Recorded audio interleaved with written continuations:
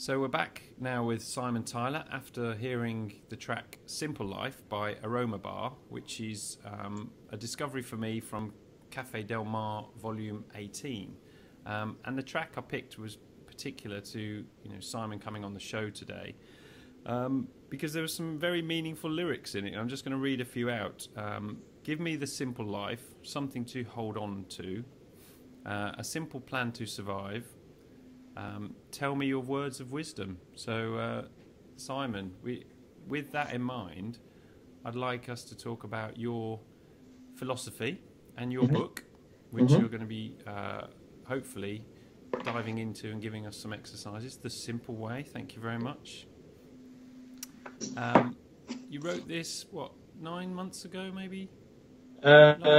Well, every 2 weeks I write a simple note, and that goes out to my subscribers for free through the website. And during the journey, as I'm sure a lot of people in the coaching world and the people development world think, I must write a book. I've got to write a book. And I've been working on my magnum opus for some time, which is called The Simple Life Code. And I can talk about that again in a minute, because I think there was a publisher who's interested in that for next year, which is good. So at last, my magnum opus might arrive in the world. But on the way, one of my subscribers emailed me and said, Simon, you haven't got all of your simple notes in a book, have you? And I went, oh, there it is. There it is. So I began to compile them with the full intention of self-publishing during 2011. So by the end of the year, I was virtually there, and I'd used my own copywriters and what have you, and eventually I tried to tease many publishers and didn't really get anywhere. 20 or 30 people I emailed and phoned and chased and so on and so on.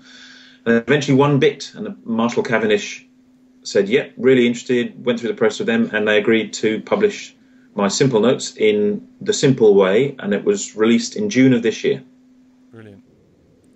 And in it there are how many simple notes? Well, I wrote, of all of the ones I've written, I thought, well, let's get a year full, so 52. But there was one that particularly kept shouting at me, so it was a bonus. So there's 53 simple notes in the book itself. And what I put together at the front is like a matrix, a way in, instead of an index. And they're all grouped. Because over the years that I've been coaching, I've noticed that people tend to have not the same issues and challenges, but they tend to cluster around certain areas.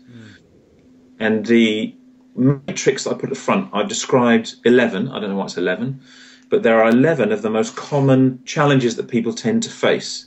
And I've grouped the simple notes in those 11 categories. So I would suggest that people, rather than reading the book front to back, which they can do, of course, is to look at the matrix and think, yeah, it's that. It's overwhelm, or it's lack of purpose, or it's relationships aren't how they should be, and look down the column and you'll see the simple notes that refer to that. Just read those 5 or 6. And like buses, there could be one simple note you think, no, it's not for me. There'll be 1 or 2 in there that will just hit the button and resonate with you. Keep it, do the action that I suggest in it, very soon, and then you'll work it through. And these little simple notes, in essence, become like vitamins, if you like, simplicity vitamins that you can take every day or once a week. And on that subject, you've just sparked my interest with the one that said lack of purpose. Yeah. Is there anything in there that you could read to us as a high-level simple note on lack of purpose? There are many. There are quite a few on lack of purpose. And there's one in here for new, as this is going on in New Year, I've got a simplifying resolutions as well, which may be appropriate, which we can talk about too. But in terms of lack of purpose, let's choose a good one for you. Ah, yes, one of the clues. In fact, it's number 1, which, in fact, there's a video somewhere out there in the world of me describing this one, talking this one through, anyway, in video. But it was a gift given to me by a coaching friend of mine called Kate Duffy, and it's Are You at Your Best? And she would often write for herself, and she would encourage me to do it too, which is, I'm at my best when, and begin to describe the situations or circumstances or environments or states of being that I'm in when I actually feel at my best. Because my best today will be different to my best tomorrow. Just like you can't run a 100-meter sprint in 9.1 seconds every day, because your body won't function that way. Next weekend, it might be 10.1 seconds. For me, it might be a little bit longer than that, but we'll just take whatever speed I can do. But at your best will vary. And the point with this one, which is number one in the book, I'm at my best when, is simply just to brainstorm and write down the list. Finish the sentence. I'm at my best when I've had a glass of water, or a cup of tea, or a cup of coffee, whatever it is for you.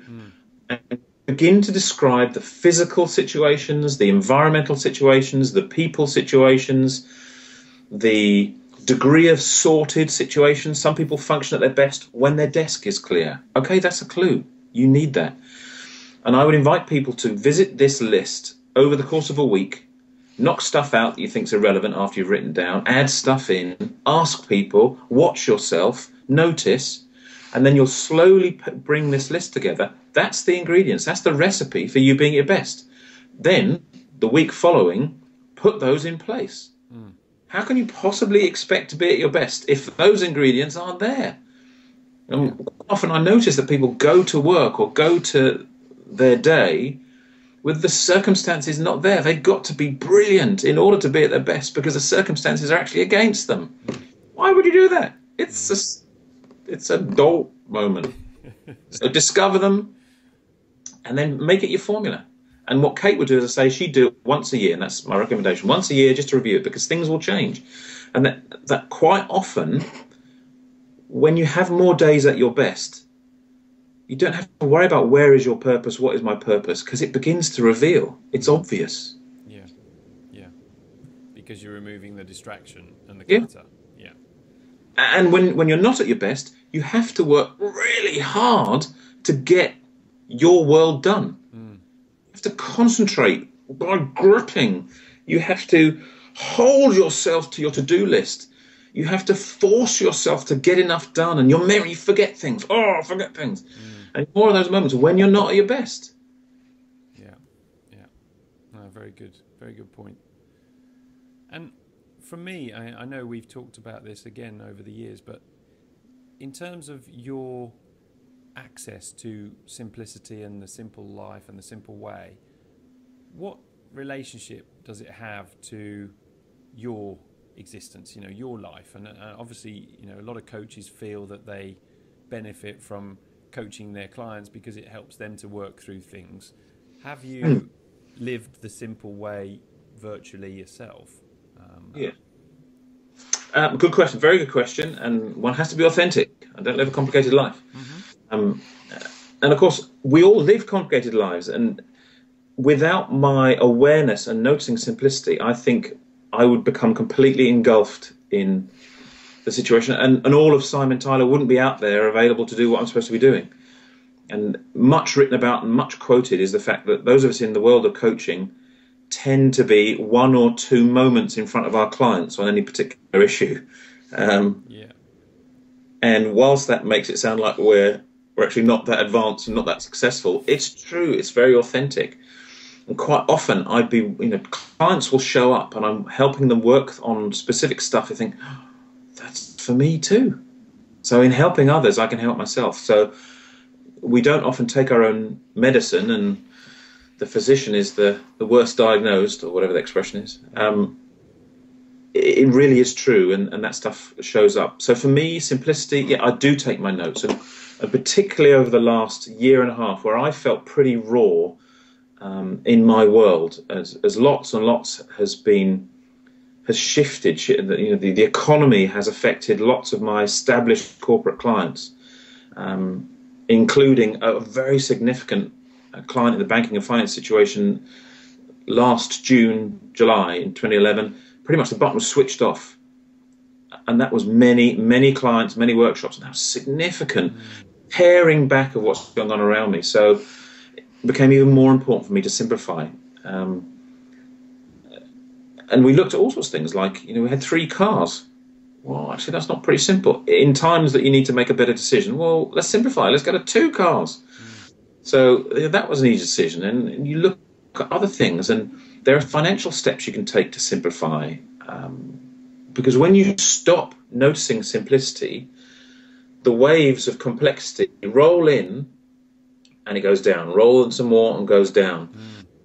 And then all of a sudden, it's too overwhelming to even face your situation. You just try and simplify the top bit. Well, that's something, another quote somebody gave me recently, which was about creating uniformity doesn't solve complexity. And that was, in their context, it was they were trying to, make uniform, make patterns out of everything, make it the same process. And just by overlaying that, it was almost like putting a rigid veneer over the top of a very complicated set of foundations. So I encourage them to, it's worth getting a bit deeper than that. And you know where I'm going with this question, but in terms of the simple way, some of it can be related to Buddhism and keeping everything as simple and basic as possible. You've had a little bit of an experience with Buddhism that we've talked about, and you can just run through that for us and the retreat perhaps, how it affected you. And it did, and still is now, year on. Lots of my simple notes are inspired by Buddhist writings, Buddhist teachings. I've always been interested, I've always exposed myself and read widely around some of the teaching in Buddhism, and I like the simplicity and the very easy way that they encourage you to think, and it's good. So I've always been aware of this silent Buddhist retreat, which ironically was not that far away from where I lived. So I signed up and subscribed to the full 10-day program, not knowing that most people don't do the full 10 days on first bite because it's too much. And of course, no surprise, I didn't quite make the 10 days. I made 3. Which apparently is what most people do on their first one. You book for the 3 days. So, but the experience was sudden, instant, and profound and dramatic. To go from busy conversation, pen in hand, ready to write, mobile phone in hand, ready to speak, computer ready to read, books, all of that gone. All of that gone. We arrived at 3 or 4 o'clock on the Friday. And within an hour or two, it was a case of, right, okay, you've all introduced yourselves and said hello, the silence begins. And the purpose of the silence is to help you focus and help bring absolute simplicity to what you're doing. The challenge then of my incredibly busy brain, it really fighting with me because it wanted to read stuff.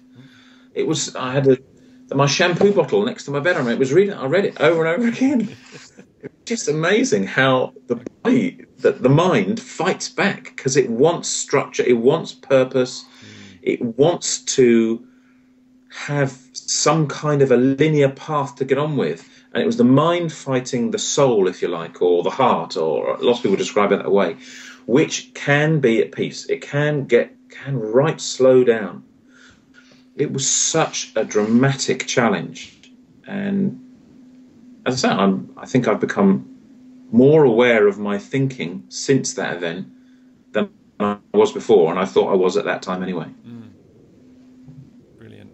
And the thing I wanted to take forward now for the listeners is we're obviously coming up to a new year. It's January the 6th when the show goes out, and I would like from you, if we can, a few words of wisdom to help people set themselves up for a simple life from January onwards. Are there any simple notes that you would share at this point?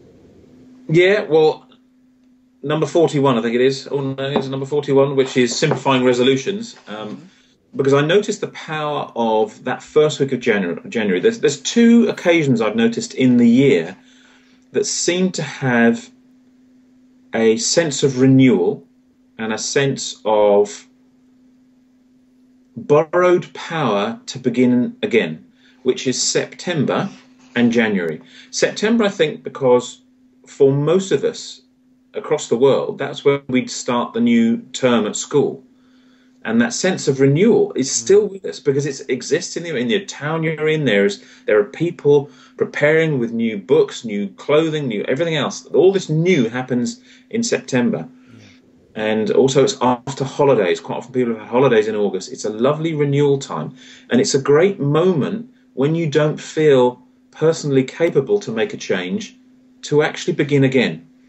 So obviously you should begin with a coach at any time of the year, but if in doubt, start in September. I think it's a good time because there is energy around you that you can borrow that helps you get going. And the same applies in January. The calendar change as we shift from one year to the next, as we complete, for most people, a holiday period and a party period, and almost like the sobriety of beginning again.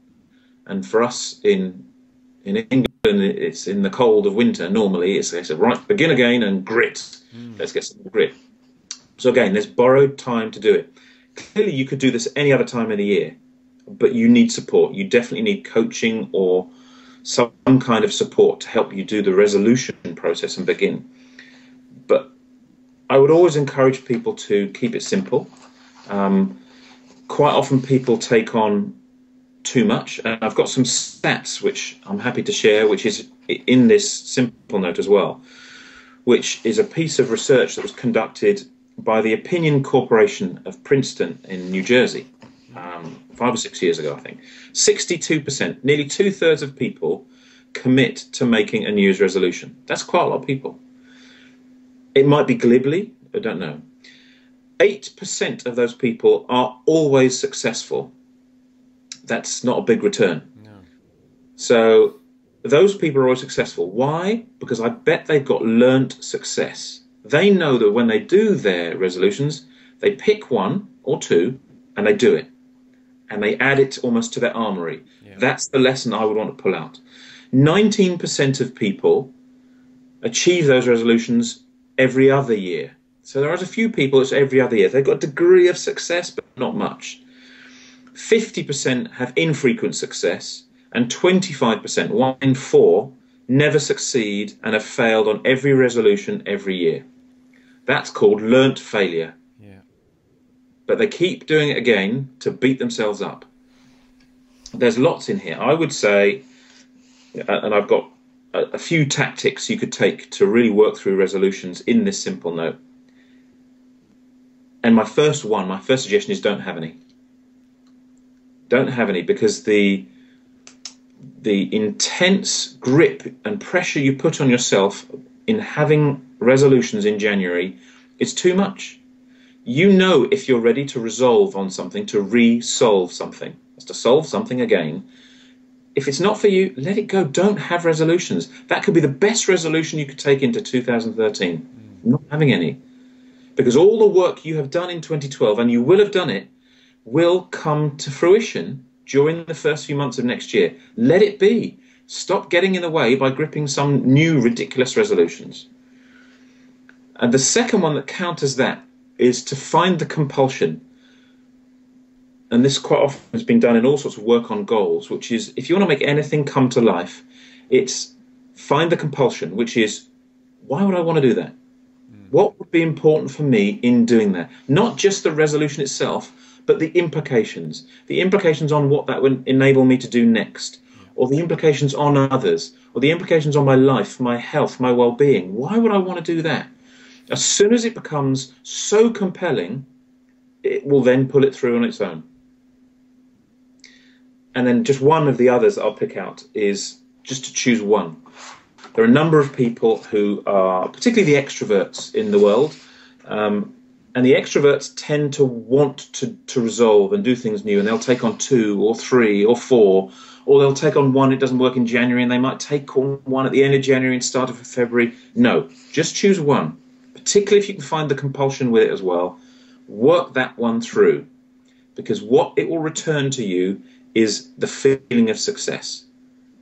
Because as soon as you get some success, like those 8% of people that every year they have success, they don't fail. They have got no sense of failure. That's 3 things. Hopefully that helps. That's very helpful. And I like the one about not having any resolutions, because that's something I guess I've been wrapped up in previous years, that you put implied pressure on yourself and you tell people that that's your resolution, and then you set yourself up for failure if you're not fully committed to it. Yeah. So, thank you, Simon. It's been a pleasure. There's loads more we could talk about, law of attraction, and I'm hopeful that you'll be kind enough to come back on in future shows, and we can carry on talking about all the fun stuff that you do. But to end with, where can people get your book and find out more about you? SimonTyler.com obviously is the website. There's lots of information there, and there's lots of simple notes up there. If you go to the blog on SimonTyler.com, you can look at the last half a dozen or so simple notes that have gone out. And actually, if you've got the patience, you can dig through my very unfiled backlog, and you can find all sorts of simple notes in there. But the book, there's links to the book on that site as well. But the book site itself is thesimpleWay.tv. And the reason it's a TV website is because there's Simon Tyler TV. There's me talking of 3 of the simple notes on the site, and there's also links to where you can buy the book too. Brilliant. Thank you, Mark. Appreciate that. Thank you very much, and I wish you a happy 2013. Thank you. Me too, and for you. Thanks, Simon. See ya. Bye-bye. Bye-bye.